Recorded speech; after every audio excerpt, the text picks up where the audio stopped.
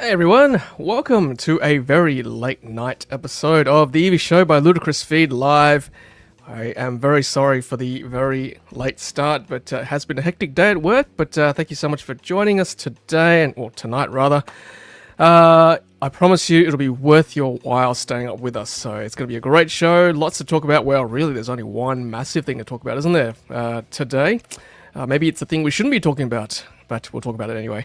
Regardless, let's welcome our co-host for this evening, as always, the one and only Hollywood Riz. Hello, Riz. How are you? Hey Tom, going well. No need to apologize, as I always say to the people that we know. Tom's taking care of business regardless of wherever he is. But you're on now. We're live. We've got heaps to go through. Our viewers and listeners have been eagerly waiting, and we've been talking about quite a few different issues in the chat, which I'm sure we will run through. So exciting show tonight. Thank you, Riz. And yes, thank you for your patience, literally, as I look after my patients. And yeah, it's good to be on the show and chatting about that which we must not name very shortly. Let's welcome Roland, our regular guest on the show from Zapped AU YouTube channel. Hello, Roland. How are you? Hey Tom, hey Riz, hi all. Very well, thanks.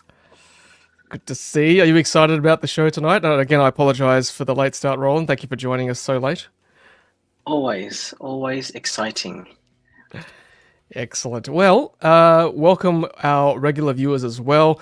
Thank you for joining us. And if you're watching on replay, well, I guess the delayed telecast won't matter because you're watching on replay. And if you're listening to us on podcast, hello as well. Welcome. Before we kick off tonight's show, I just want to thank our sponsors as always. Let's say thank you to mycar, Tyre Auto. Thank you to Hankook Driving Emotion. And thank you to Carloop as well, data to empower Australia's EV revolution. Now, to celebrate the feature that Tesla has is promising possibly to release on Friday in Australia, that which must not be named at this point. To celebrate that, I've actually got some products to give away, some Tesla products, believe it or not. So if you're watching on replay, this is open to you as well, and also an audio podcast. We've got actually 3 mobile wall connectors to give away. Is that what they're called? No, mobile connectors. Tesla mobile connectors to give away. Ooh. And also 2 wall connectors to give away. So 5 products in total. So in order to win one of these beauties, you must email me, tom@ludicrousfeed.com, and state in the email your supporting, reasons why you should win one of these products, right? So if you include pictures and videos or link to videos, even better. And of course, by doing that, you allow us to broadcast those videos and pictures later on in the stream or in other content on Ludicrous Feed as well. So once again, a reminder, we've got 3 mobile connectors to give away and 2 wall connectors to give away, Generation 3. So 5 Tesla products to give away. Email me your reasons why you should win one of these products. So yeah, take it away. All right, gents. Now we should get on to business. Speaking of big news, of course, in the last couple of days, not from Tesla themselves, but from, I guess, other media outlets, suggesting a Tesla feature is on the cards for Friday, 29th of August, 2025, Australian time. So let's put the first, I guess, article up. Nope, that's not it. That's our sponsors. This is it. So I was first alerted to this from one of our viewers, Rob S. So Tesla to supposedly make an announcement for a new offering for Australia and New Zealand on Friday, 29th of August. If you go on to read that article, it hints at 3 possible features or things that Tesla want to talk about or release. FSD, of course, Model Y, and Cybertruck. They were the 3 frontrunners when this article came out. And then as the day went on yesterday, we saw videos like this one. This, I believe, Riz and Roland, this is Ben McKinnon, one of the journalists who was able to showcase this product in this short that was shown on Twitter or X. And it's clearly FSD, right? We could name it. It looks like FSD, and it looks like Australian roads from this video. Could it be anything else, Riz, at this stage from this video? Well, look, I think it's explaining quite a lot. He's not using his hands on the steering wheels. And yeah, I guess it's one of those things. We can't talk about it, but we can talk about it. So it's a little bit strange in the way this all has sort of come about. But apparently, this multiple media outlets have said that they were up in Brisbane doing some I guess, getting a showcase of what appears to be FSD. Could be something else. This could be the interior of the new Roadster. I don't know, or the Cybertruck. Anything's possible, but that's what it looks like at the moment. Yeah, Roland? Roland, thoughts? FSD Model Y. What is this? Oh, I wish I could say it's a Model Y performance, but let's be real. he definitely needs his hands on that. Yeah. What's interesting, actually, guys, is that in Australia, I'm sure FSD will be classified as level 2 autonomy, which means that you still need your hands on the wheel and eyes on the road, right? Obviously, this gentleman here is not having his hands on the wheel. I mean, how do we test FSD? I guess you've seen videos in Australia. We've got Melbourne and Sydney with test FSD videos. The testers always got their hands very close to or on the wheel itself. Yeah. I suppose that's the way we should play it, right? If you want to play by the rules here in Australia.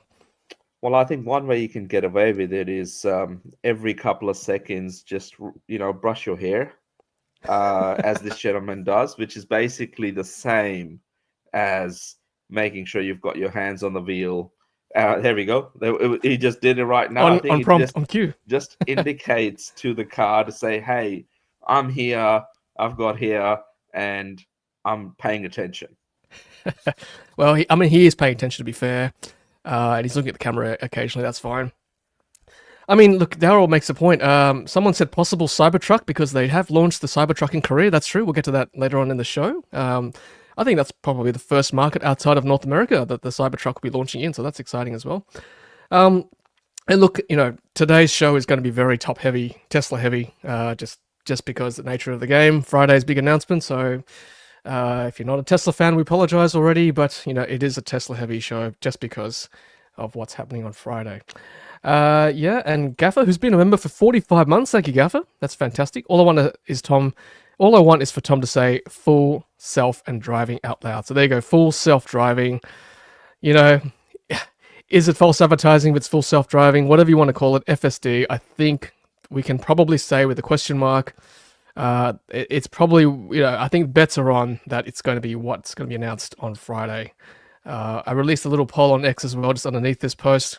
Where is it? No, it was this one. Pick the correct answer, 57 votes. I think majority of people are saying it's FSD instead of Model YL. So I think that's fair enough. There was also another little video too from News Corp. So let's have a look at this one. So this was another reporter with her hands kind of on the wheel, so a bit closer to the following the rules. And she looks like she's probably in Brisbane as well, Riz. Testing some of the back roads too on FSD. Yeah, so I guess that's where it's all happening. I think both vehicles so far have been the Model 3s. They've been using the Model 3 across the videos that they put out in Melbourne and Sydney and in other parts of the world. So possibly, if it is the case that maybe it's coming to Model 3 and the new Model Y first, that, have hardware for, which is apparently what's needed as a starting point. But eventually, I guess it'll be rolled out to other cars as well. So just, one side note on a bit of an observation around these videos that are surfacing. That's right. Yep. A lot of Model 3s being demonstrated there. And we've got here, JD makes a good point. I wonder if this could spike Tesla sales upwards again. Yeah, that is the magic bullet. Is FSD the magic bullet or silver bullet for Tesla sales? Will it incentivize people to buy Teslas again, or continue to buy Teslas because of FSD? Gents, thoughts? Roland, we'll get your thoughts. Of course, we know this is not the top spec version of FSD. It's a top spec option. Look, I think realistically it may potentially a little bit, but I don't think you'll see a drastic number of I don't think you'll see sales double all of a sudden because this has been enabled. Yep, I tend to agree with Roland. Riz? 10,000 minimum at the end of the day, right? We don't know if they're going to increase the cost because now it's come out in this whatever version that they're going to roll it out in. But the last price was around $10,000. So, in some instances, it's a quarter of a car. So, wow, that's and exactly, Roland. I think that how many people actually have it? Will we get the subscription version where people can try it? Will they push people to test drive? Because there was a bit of a order is probably the wrong word, but a bit of an instruction that Elon Musk gave out to Tesla in the US that everyone that walks through the showrooms is expected to get a full self-driving supervised demo. That was earlier this year. So imagine if the Tesla stores have to do that along with, giving people a bit of a glimpse. But I don't know if that's really going to be worth the $10,000 unless there's a subscription and or it comes free with the renew car for 3 months or whatever. It'll be unlikely that it's going to have a huge spike in sales. Having said that, the way these videos have come out and the way this whole thing is playing out, part of me sort of says that this is an effort to boost general Tesla sales. This will get media, this will get headlines. We're talking about it on the show right now. If nothing else, it will get general mainstream to start thinking about, electric cars, they can, somewhat drive themselves. And Tesla is the only brand that is at the moment in Australia that has a product that is nearly going to be launched shortly. It will, get people started thinking about EVs and possibly Teslas, and maybe we'll have some impact of foot traffic into the stores, website, online orders, conversations, those sort of things. But I don't think this is going to be the silver bullet, where Tesla is quite a bit behind compared to their sales last year. And I know part of it has been the Model Y officially started deliveries, I believe, in May with the new car. But still, we're still quite a bit behind compared to 2024. So let's see what this does, but it's going to get a lot of publicity. Yeah, that's the one thing, Riz. Great point. I think publicity is what Tesla will be after. I also don't think it will generate, significantly more sales. If anything, if Tesla were genuine about this, they would probably reward existing customers with hardware 3 already in older Model 3s and even older Model S's and X's with that kind of hardware. 2.53s. That would be great to see, but the skeptic in me says no, and it's already been confirmed with a post from Tom Drew earlier in the year, country manager for Tesla Australia, saying we have been working with local authorities across Australia and New Zealand, and there are no regulatory blockers for release, evidenced in these videos that we're seeing now.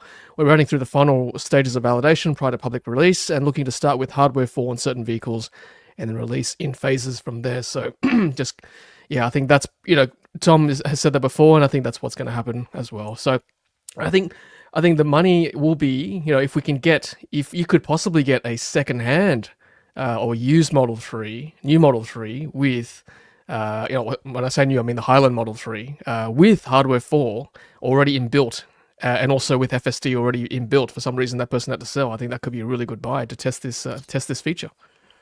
Well, exactly that, Tom. And one of our viewers who we've had before, Chris Quinn, he did just that a couple of months ago. He got himself, I think, one of the early Highland Model 3s, and it was a long range car. It was like crazy price, like 40 grand or something like that. Wow, that's a great price. It was crazy. It was 40 or 45, something like that, but nearly 30 grand off the price of that original car. That's a lot of car. Yeah. Now, I think there's some good deals to be out, that to be had if you can find an sort of early Model 3 Highland with, 40, 45 grand. If you get the subscription, possibly if they launch the subscription, which I'm really hoping they will, try it for a couple of months. For less than 50 grand, you've got a somewhat supervised self-driving vehicle, that's a killer offer. Yeah, but otherwise, if you want to add FSD, currently it's $10,100 in Australia, which is a lot of cash, honestly. For a $40,000 used car, that's a quarter of the vehicle. If for a new car, it's a sixth of the vehicle. It's a lot of money. As you said, Riz, subscription would be great. I mean, I'd love to have a subscription just to test for a couple of months, make some content, that kind of thing. GG Gmail saying rumor Tesla FSD supervised subscription could cost $167, 71 cents per month. I mean, that's probably quite reasonable. I think to test for a couple of months rather than paying the full amount. That'd be great. Yeah, Chris is asking, will it still be $10,000? I think it probably still will be, at least for early on anyway. Maybe there's some specials end of the year. I don't know. I'm just guessing. Stalks or no stalks? Yeah, that's the question. Will Tesla Model 3s in Australia with the advent of no stalks returning to the ones in China we saw last week? Will they also be coming here in Australia with stalks again? That should be interesting to see. Yeah. And Ray's saying Tesla's offering people transfers from hardware 3.2 to new models in the US. Interesting. Yeah, it's only Adele saying I'm not convinced this will get many new people into Teslas, but may get people to upgrade. That's right. That could be the key, right? It's making world headlines across world outlets as well. So this is a Tesla righty, quite a well-known Tesla media outlet saying yes, Tesla FSD upcoming Australia release seemingly teased by media. That's correct. We've seen Tesla release their own footage of FSD in Melbourne and Sydney as well. And then we've got obviously Ben McKinnon also doing his thing, and also this video we saw as well. So they're all over at Tesla Righty, which is good. And also, yeah, news.com reporting too. I can see that as well. Right. You guys seen anything else about it? Any other videos, or are these two the only ones so far? I have seen a colleague of ours, Richard Edwards, based in New Zealand, with I think EVs and Beyond channel. I think he posted a quick short of that experience. So anyone that's interested, check it out. He's got, Richard's all over the New Zealand EV market, and I think him and possibly Gavin, EV Potato Man, I think his nickname is. He was also out there checking it out, and he made a post or two, not really going through FSD, but just that they were invited to check it out. Very good, yes. And yeah, apparently Chasing Cars has one as well. Okay. Yeah, Gaffer's, one of the early adopters here, paid the full amount 6 years ago, hardware 3 with the promise of hardware update if needed. Yep. I think it was as cheap as $2,000 back in the day for FSD when it first came out. Yeah. Yeah, Matthew, I'd like to see that too. I wonder if they can roll this out with free trial invites to encourage adoption. That would be fantastic, wouldn't it? Get all these people creating content, putting YouTube videos up. That'd be awesome. 90-day free trial is what I vote for. Yeah. I agree with you, Roland. That'd be great. Good timing, good number. Good number. 88 days, sorry, 88. Yeah. 88. What about 8 months, 8 days, 8 hours? Hey. Hey, And then it just cuts off. Yeah. Halfway on the freeway. Sorry. Yeah, Matthew, that's right. It's interesting that Tesla has approached traditional media about this smart move to get a hold on the story and keep journalists informed of the tech. Yep. I mean, look, from a selfish point of view, it would be nice if they got, I guess, some of us smaller players, right, to test it out in the real world. I mean, look, these vids look a bit controlled, which is fine. Traditional media need to do that for their outlets, but it'd be good to get some in the wild for us, like Roland, right, and Riz, some of our content too. That'd be good to see, right? So hopefully that'll come in time as well. I think that one quick point about this, and I think just what you just said, Tom.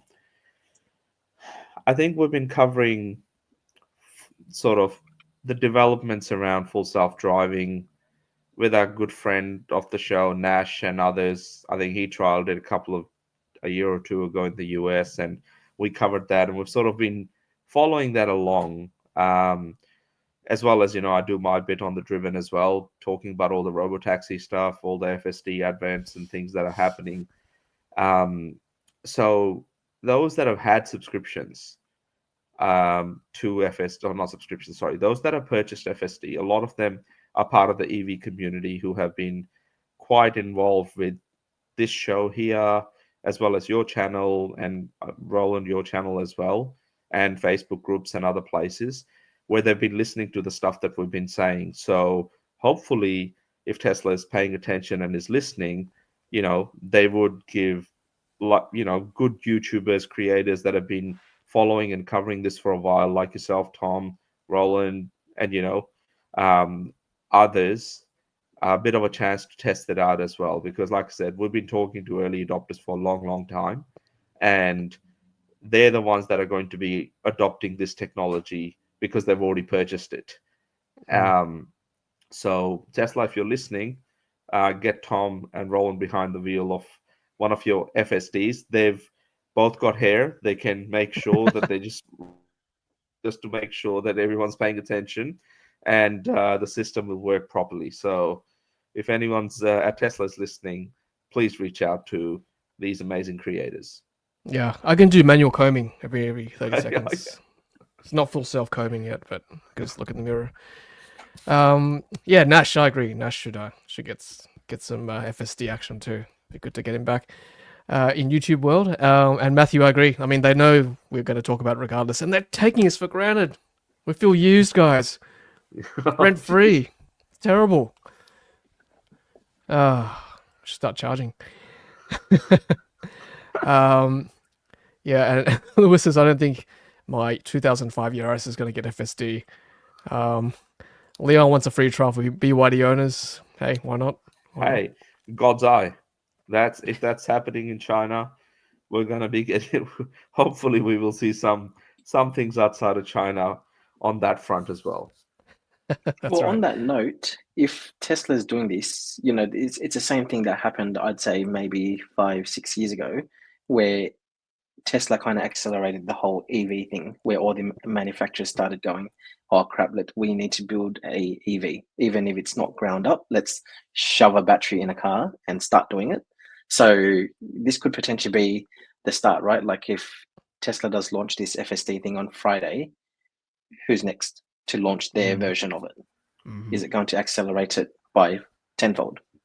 Mm. Yeah, look, I reckon the one company that could take on Tesla is probably Xpeng, I would say. Riz, you've experienced a bit of XNGP in China as well. What do you think? To be honest, a couple of weeks ago when I was there, they were kind enough to take me around Guangzhou in the latest version in the G7 and the Mona top spec model, which is pretty affordable car.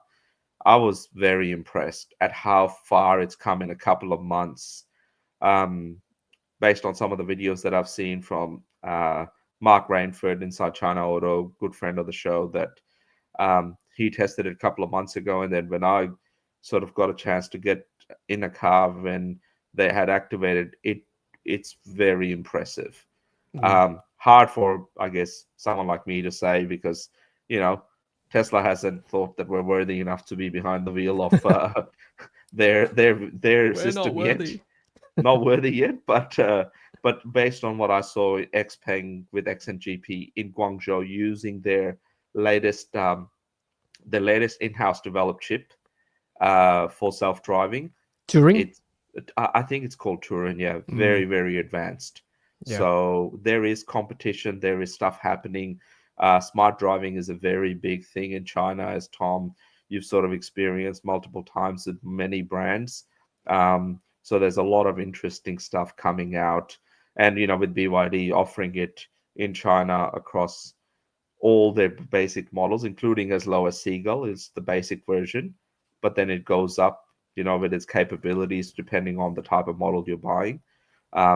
It's going to be a big, big thing very soon. So a lot of competition, and we hope that it gets out to all the brands and models, especially in the EV space. Yeah, I think we need an autonomy of FSD, XNGP, God's Eye. I'm sure Geely's got one too. Yeah, just test them all here, right? Tesla can't be the only only dog in town. We need the other players to come down too. And Michael, no, Xpeng is using camera-based systems, not LiDAR. That is not true. They told us that in Hong Kong recently at their media day. Yeah. Ray, good call. Does that mean Seagull runs on chips? Yes, I'm sure it does run on some chips. Nice. Very good. Very good. All right. Let's speaking of Xpeng, let's put this. Tom, sorry, yes, Roland. Go on. Bearing Catnap has a very valid point. Yes. Is it going to dodge potholes? Oh, okay. He says if my M3 Model 3 can't avoid potholes on FSD, then I'm going to constantly be taking over. That is a great point. Are there cameras under the car roofs and Roland to spot these? Model 3 doesn't have the front one. I don't know if That's it's right. used at all. Model Very Y true. does. Now, We'll test it. Correct. Hey, Good response. but Tom and Roland in particular, I think we can't be testing this in either a Model 3 performance or a Model Y performance. With those large wheels, if it hits a pothole, they're definitely going to crack the rims. So I think what we need to do is to get some dummy vehicles with 18-inch wheels just to see what they're like. But yeah, with the weather we've had in Sydney, with all that rain we spoke about last week, and even in Melbourne, when I'm driving around in East Toorak or down on the Mornington Peninsula, there's on those really nice roads, you come around a bend and there's generally quite a few potholes that have been circled. So someone's gone around and got like a yellow spray can and have labeled it, but there's no fix. So yeah, it's they tagged it. There's no fix. So maybe that would make it easier for the cars. That's right. You can see the yellow thing on the line, on the lane. Gaffer says, we all know you don't need to dodge a pothole if you're going fast enough. Actually, I've got the VWRD Buzz today, and there are a lot of potholes in Sydney, and I did run over one today at quite a bit of speed. And yes, I still felt the oomph, the big, what do you call it, the big jerk as it ran over it. So it does mitigate a little bit, but not to its full extent. Okay, let's move on. That's Tesla. We've got a bit more Tesla news a little bit later on, but I just wanted to, speaking of Xpeng, I just wanted to talk about this because last week we did talk about the Geely update and how good Geely were with informing their customers and owners about the software updates, including Apple CarPlay last week, which is good to see. Now, Xpeng's released a very detailed document release notes for the 5.8.0 update from Xpeng, which should be rolling out pretty soon. We haven't got ours yet in our lone Xpeng G6, but looking forward to it because it's got things like this intelligent driving upgrade, new human machine co-pilot feature, which I'm looking forward to testing. Apparently, it jerks the car less if there's if you're trying to change the lanes and then the car's fighting you back. We've all experienced it, I know, when trying to change lanes on autopilot or Xpilot or whatever self-driving feature you're driving at the time. There's pet mode as well. Not anything too new. We know Tesla's got pet mode as well as other cars. And then in-car karaoke hands-free with Carafun. Now, Roland and Riz, this is something very dear to my heart. I'd like to try this as well. We've done this for BYD with their mic, so we might have to do a similar reprise in the Xpeng G6 with Carafun. So stay tuned for that. Hopefully they've got a good catalog as well. And what else? There's apparently there's custom charging speeds as well. So we'll test that as well. And Australian summer coming up, they've reduced the minimum temperature as well to 16 degrees, which is nice. We'll test that in the depths of summer, or in the heights of summer, I should say, in the coming months in Sydney. There you go. So thank you, Xpeng, for that very detailed release note. That's pretty good, right, guys? I mean, Geely's done this. Xpeng's been pretty good with their release notes. Hopefully BYD will pick up their game as well, seeing other brands do it. Okay, now someone also talked about the Geely Radar being launched in New Zealand. So let's talk about that next. So Justin says Xpeng also did a social media announcement about the update. That's correct. We saw a few of those on LinkedIn and X as well. That's good. Excellent. All right. So let's talk about the Geely Radar. Riz, this is your article in The Driven. $63,000 for the Geely Radar with 3-ton towing. That's pretty good. That's better than the BYD Shark. And what are we talking specs-wise? So 360 kilometers WLTP, thanks to a 73 kilowatt hour battery and 6 kilowatt V2L. So pretty promising from the beginning. Good discharge rate. It is. And it's got, I think, 5 different outlets. Oh.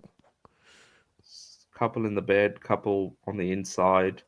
So this 73 kilowatt hour battery pack, I think it's sort of the mid-spec battery pack that you can get in China. There is a larger pack, but I don't think we're getting that in New Zealand. Possibly because if you want to keep the price sort of at the same level, because shark sales are going a bit gangbusters everywhere, and I think this is a good comparison that we need an electric Ute that is round about that $60,000 to $70,000 price point, and in order for them to get that, they've sort of kept the mid spec, and it's not bad. 360 kilometers, 315 kilowatts of power. I believe that is a dual motor all-wheel drive powertrain, 0 to 104.5 seconds, which is quicker than Shark. I think Shark's 5.6. 3-ton towing. I mean, don't expect 360 kilometers of range with 3 ton when you're towing 3 tons, but hey, it's there. It's got more payload as well compared to the Shark 6, and I've seen plenty of sort of promos and ads in other markets where they've launched the Radar Ute, where they say it drives like an SUV. So that's going to be quite interesting to see. The first Radar RD6, I wrote an article back in 2022 when it rolled off the line. And, we've been waiting eagerly. And then in July last year, finally, they decided to release the car in Thailand. And since then, it's gone to Singapore, a couple of other markets, and now, of course, in New Zealand, where, it's getting closer. And maybe we'll see some announcement from Geely locally in the coming months. Yeah, look, I think 4.5 seconds here at 100 is pretty impressive for a Ute. I mean, that's like almost hypercar territory, really. Imagine this tearing down your local road with a tradie in a hurry to get somewhere. But yeah, I mean, from what I saw at the Geely HQ earlier this year on my trip to China with Joy, I was very impressed.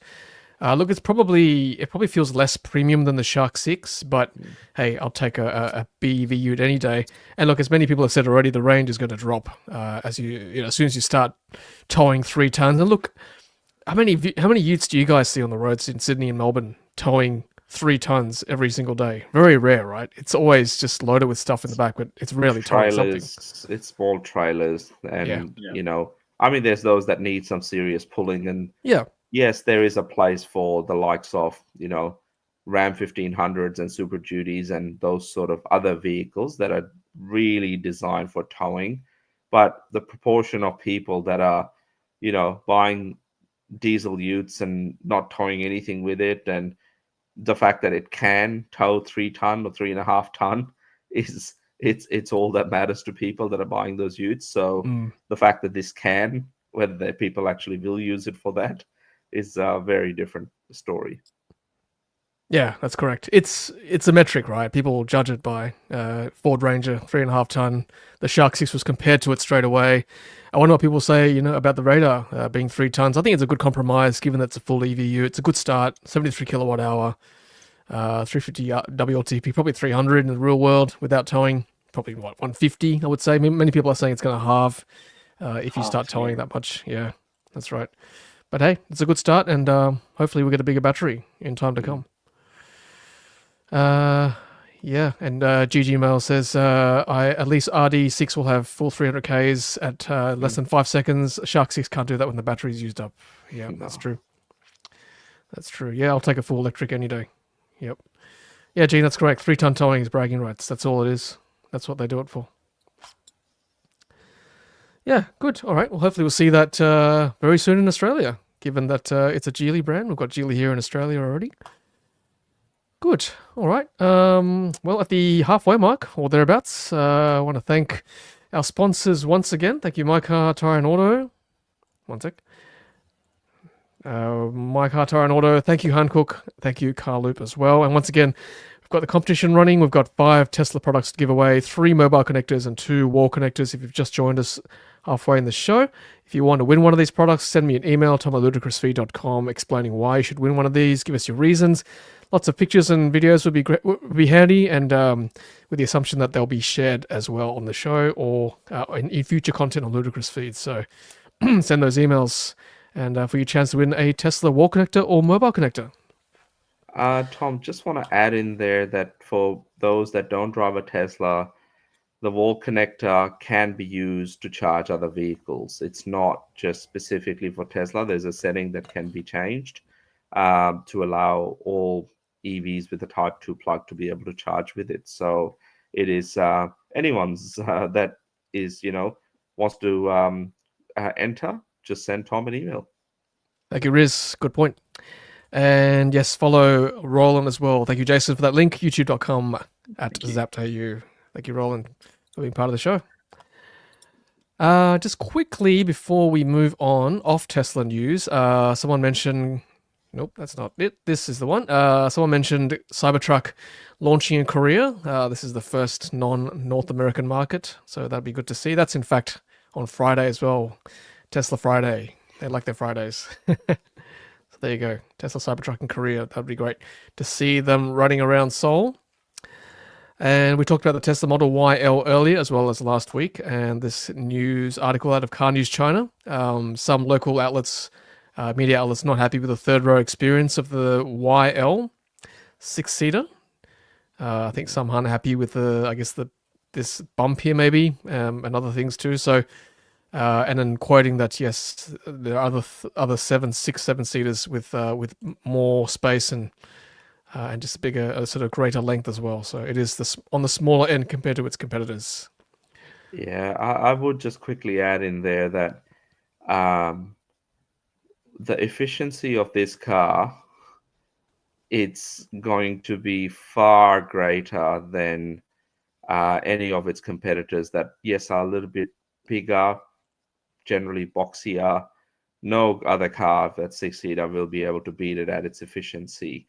And I think from memory, it actually gets 1 more kilometer of range than the long range standard car, which, it's credit to Tesla engineers for doing what they've done with it. So that is just a point. But of course, those that want a bigger car, there's probably better options out there. Yeah, I guess I'll counter that, Riz. I mean, look, you make a good point. Efficiency is important. But I think when it comes to a big car, like a 6-7-seater, I think, for me anyway, having done these big trips with more people in the car, I think comfort does trump efficiency to some degree. Like, I wouldn't want to be sitting in that third row. This gentleman looks like he's not that tall. That's hard to tell, but I think it'd be quite uncomfortable with quite a squashed third row. Look, I think this would be great if you were running an Uber XL or I guess just a short runabout around town. But I think, Roland, as you know, with a family, it'd be hard with 6 people for a long drive, right? Well, it makes me think, like, could you really fit luggage for 6 people in that car? I don't know. Yeah, that's the thing. I mean, that's a backpack, right? It's hard to fit much else. What do you think about the Volvo EX90 so far, Roland? I know you've had it this week. It was flipping quick. Look, I think that is probably a good candidate for a people mover or a car that has more than 5 seats where you can sit comfortably. We did have at some point 6 people in the car. Everyone was quite comfortable. It's good that, like, the seats you could move each one. So it was a 40-20-40 fold, so you could move each seat individually depending on who's sitting at the third row, and the comfort was, I guess, quite good. That's good. Yeah, we enjoyed the trip to the Gold Coast, definitely in the EX90.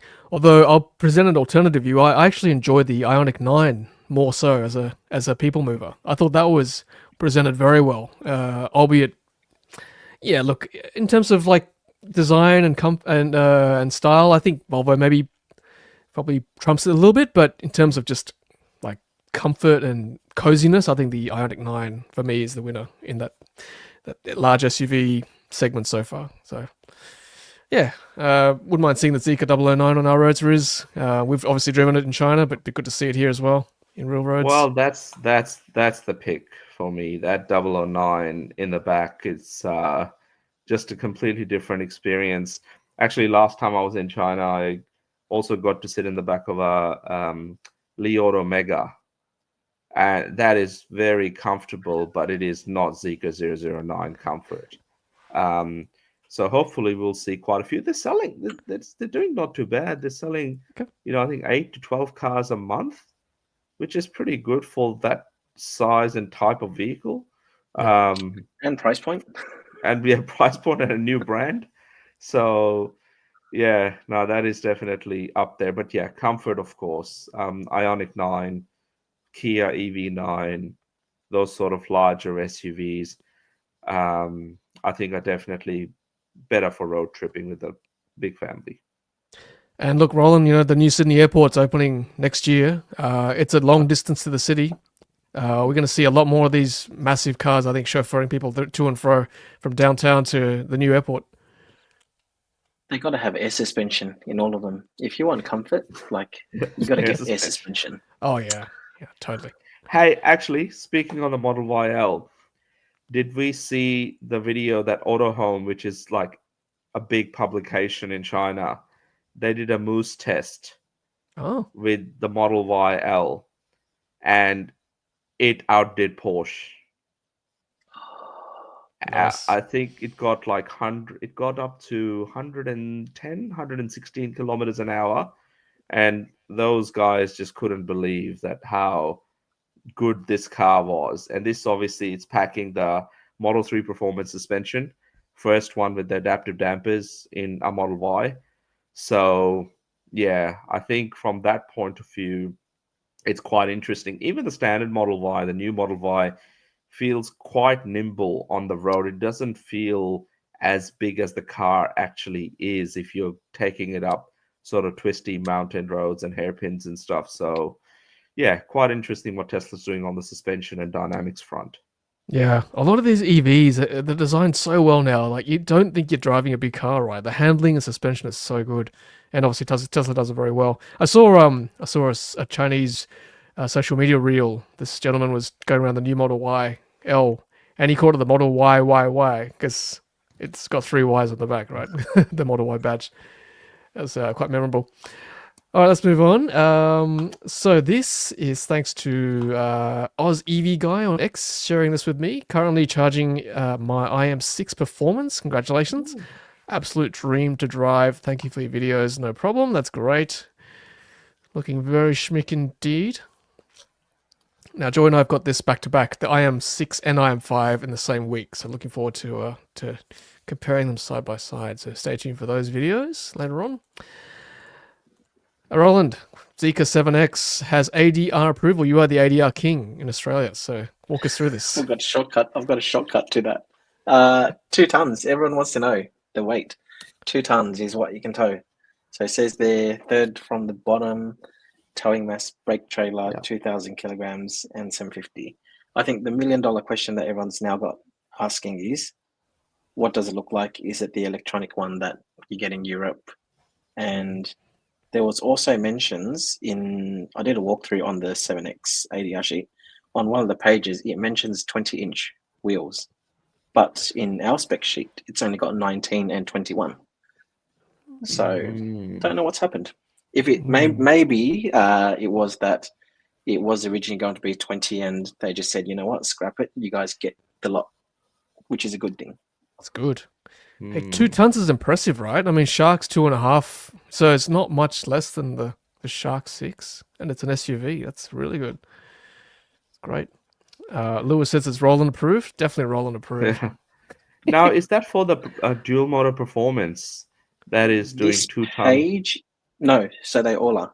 Yep. They all are? Page, yeah, so this page specifically, that model code at the top, that is the performance spec. But the only difference between all 3 variants, there were 3 pages of exactly the same, was the tear mass and I think the GVM, but all 3 of them had the same towing. This is interesting because in Europe, from memory, when they first launched that car, the 2-ton towing was only on the all-wheel drive variant. So I'm not sure whether there could be a change in these vehicles, but from what I understand, there can be errors in the way they present these documents. Sometimes there's some confusion, those sort of things. But if it's 2 ton, and Roland, of course, that's what this is saying, then yeah, that's sweet. 2 ton of towing. I'm surprised Zeekr didn't mention that previously to us, like they should have in Australia. But I think, given we knew what it was going to be in Europe, this is a good confirmation, and hopefully this can make it to the website and the spec sheet soon. Yeah, as Gene says again, who's really going to tow 2 tons in that vehicle? But it's boasting rights, as we've said before. Michael says that's a single horse float. Yeah, I mean that's very possible, right? Bring the horse out for a little trot. Yeah, 2 tons. 2 tons is a 16-foot caravan or a mid-sized boat. I mean, mid-sized boat, that could be quite handy. Decent. Yeah, we don't have medieval roads here, just bush tracks. Now, this is what you've been waiting for. Everyone who's not interested in Tesla. The Nio Firefly. Roland, again, spotting the ADR approval. It's coming. Look at it. How can you not like it? It's cute, hey. It's got the iPhone lights. What's not to like? Again, I keep harping on the fact that we've got a L plater, P plater next year, so it'd be great to get cars like this, for that market, right? This little nimble little hatch. Yeah, and it's rear-wheel drive, so like that thing should, by means, drive well. Should. Correct. Well, it should be better than the Mini Aceman and the Mini Countryman already. That's front-wheel drive, so I'll take a rear-wheel drive any day. 105 kilowatt rear motor. It's not bad. I mean, it's not like super quick, but it's better than the Dolphin's Essential, right? I think that's like 70 kilowatts for that. And that's front-wheel drive too. It has a frunk. Has a frunk. And Riz, what do you reckon? Are we talking sub 25, do you reckon? Or sub 30? No, this would be heading closer to between 35 and 40. It's very well put together on the inside. In China, I think prices start at sort of 25,000 Australian dollar equivalent. But when I drove it in April in Shanghai, it's mini quality. And what's a mini these days? 50 to 60 grand in Australia, the Mini Cooper electric.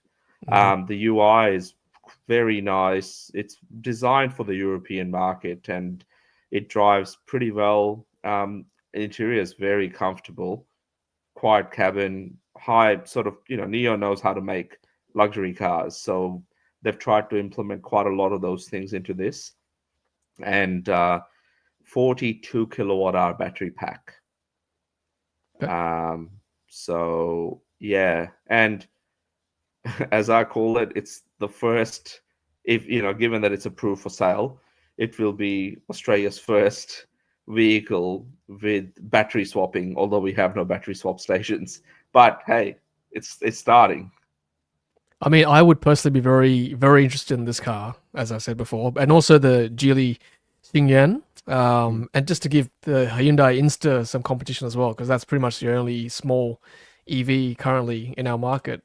If Riz, as you said, is like if it's mini quality, and I've seen them for myself at the Shanghai show, it is very good. Then yeah, sub 40, I'd be happy to pay definitely for a car like that. Yes, David. Yes, Mini is front wheel drive. At least the Countryman and Aceman is. Most of them are front wheel drive. And based on an ICE platform as well. Zofa asks, does this mean Nio will come with their battery swap stations? Yes. So Okay. When I spoke to the management in April, they, it's a chicken and egg problem. They need to sell the cars first, and then they can invest into swap stations. So I see Gaffer's comment. Yeah, I saw yes, that. he is right. Yes. Of course, I'm talking about passenger cars, but battery swapping will be huge in trucks. In China, it's massive. But yeah, I think the way this car is, its swap stations will eventually come. I also saw one of the co-founders of Nio speak to a publication last week where they're seriously considering the Australia and New Zealand market. I think they're already launching in Singapore. I believe the Nio products themselves. So they are really expanding. I mean, kudos to them, because 6 months ago, Nio looked like it was in quite a lot of trouble. But this Onvo L90 that they've just launched, this 7-seater, I checked it out a couple of weeks ago. Very impressive for the price that they're charging for that. That's a proper family car. And obviously Firefly is one of their smaller brand or newer brands. So Nio and Onvo will be the first brands to, Firefly and Onvo will be the first brands to enter right-hand drive markets. And then we're hoping that Nio themselves, with their own products like the ET5, the ET9, all of them sort of follow, and then the swap stations and everything else. So really, really exciting. That'll be good. Yeah. And Kia EV2, I think that's another sort of small car that potentially might be coming. John says VW ID1, but if anything, if the software's like anything like their cousins, ID3, 4, 5, you name it, Cupra, then I don't know, I'd be steering clear. The software's just not good currently at the moment, especially with no connectivity. Yes, I think Nio is considered sort of luxury in the European market. Yes.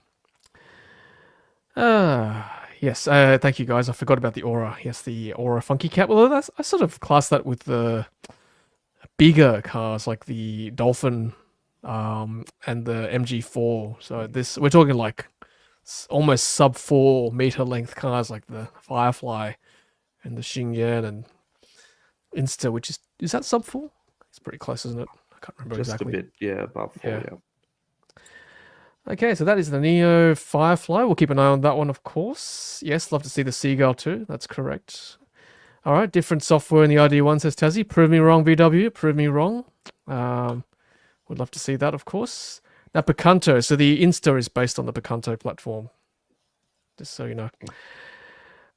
Right, finishing up the show, guys. So just a bit of car spotting. So this was spotted this week. I believe this is actually not the Geely Star A Riz. I think this could be the Leapmotor, you were telling me. Leapmotor B10? Yeah, no, I think there was some different pictures we were talking about offline, where it was parked at a McDonald's or a KFC. That looked like a Leapmotor. Yeah, from this photo, that angle, you can sort of see the front headlights that sort of start to curve in. That, I think, is the B10. Mm-hmm. Yes, so this number plate here, I think, is the same as this number plate. I think, even though it's blocked, I think it's the same one. Okay. So I think this might be a B10. Oh, yeah, well. It probably would be, yes. Yeah, that's good. I mean, that's, we knew that was coming, so good to see that being engineering tested on our roads. That's good. So that won't be too far away, I imagine. Thank you, John. It'll be on Rivian software. Okay, if it's on Rivian software, then yes, I will definitely want to test that. Not on the old VW software, which is quite disappointing still. Powered by KFC. Yes, well, different powertrain, that's fine. Whatever works. Wasn't there a biofuel charger in the Outback somewhere? I think there was one at... it's in WA. Yeah. Some roadhouse. Yeah, that's it. Yep. Cool. All right, that's good. Thank you for sending those pics, viewer Oliver M, and also thank you to Florian as well for spotting these. So keep those spy shots coming, guys. And we'll finish the show off tonight on this post. So the Waratah Super Battery in New South Wales is up and running, I believe. Very soon to be the largest battery by output on Earth, 850 megawatts of power to store 1,680 megawatt hours. It's crazy. It's a huge battery. Yep. So great to see New South Wales there doing battery tech. Speaking of which, I'm getting my battery installed very soon. So video is coming. 40 kilowatt hours. SIG Energy. 40. Very excited, Riz and Roland. Very excited I am. What's happening with the Powerwall? Oh, that's being gifted to a family member who lives very close. Yes, because Tesla, as you know, cannot be compatible with the new Tesla Powerwall 3, whereas SIG Energy is very modular. So I've gone with SIG. It's not a paid endorsement. I pay with my own money. So that video is coming with all the details. Looking forward to it. Looking forward to that. It's the modularity is quite helpful. I mean, the aim is to hopefully install a BD bidirectional DC charger on that as well to take advantage of Amber's price spikes. Yeah, should be good. 40 kilowatt hours, same as the Nio Firefly, right? Well, A fraction of the cost. Exactly, but I think, Tom, the viewers now know what you were doing before the show, looking at that Amber app and finding the best time to jump onto the live stream. That's right. You got me, guys. Sprung completely. Yeah, thank you. Sig Energy is good here. I agree. It seems pretty good. I like the modularity of it, actually. That's why I went with it. No DC charger yet. That is hopefully coming later. It's just quite expensive at the moment. So I figured I'd get the battery first and take advantage of those amber spikes coming into the warmer months. All right. Thanks, everyone. Yes, I've got 3-phase power. Thank you, Ray. Yes. Sig is short on stock, correct. I think they're coming back in the country. Okay. Riz and Roland, thank you for joining us as always. Again, apologies to you guys and also to our viewers for the late start. But you know what? I think it was worth it. What do you think? Talking about the feature that must not be named on Friday. Yeah. Tesla FS Voldemort. Full self. You'll have to act surprised. Oh, yeah.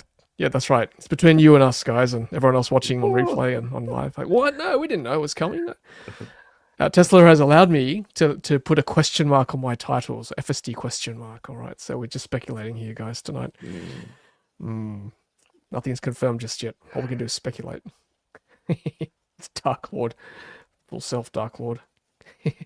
Oh yes, and thank you, Gaffer. Remember to put your emails in for a chance to win a Tesla wall connector or mobile charger. That's right. All right, thank you, Riz. Thank you, Roland. Hope you've got a good week and weekend coming up. Anything interesting coming up? I gave the 2023 MG4 back, which was cool. Still a very fun car before we get the new MG4 coming out next year. And I'm in a Volkswagen vehicle, Audi Q4 e-tron, rear drum brakes. So I'm assuming it's in that MEB platform as such. So that's what's happening on my end. Roland, what's happening? What's coming up? Returning the EX90 tomorrow, and next week I pick up an Instacross. Awesome.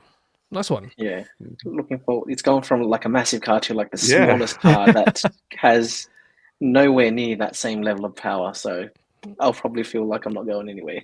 But Roland, it's even though it's front wheel drive and a small little thing, it still drives remarkably well because that torque vectoring is very good, I must say. So it feels like a little go-kart. Take your word for it. Yeah, I mean, you can test it for yourself, obviously, and tell me if it's up to your Roland standards. But I quite enjoyed it. All right, guys, thanks for joining us. Thank you to our live audience tonight as well. It's been much appreciated. And we shall see you all next week after the feature that must not be named drops on Friday, whatever that might be. Thanks, everyone, and have a great night. And we shall see you all then. Thanks, everyone. Have a good night. Bye. Yeah. See you all.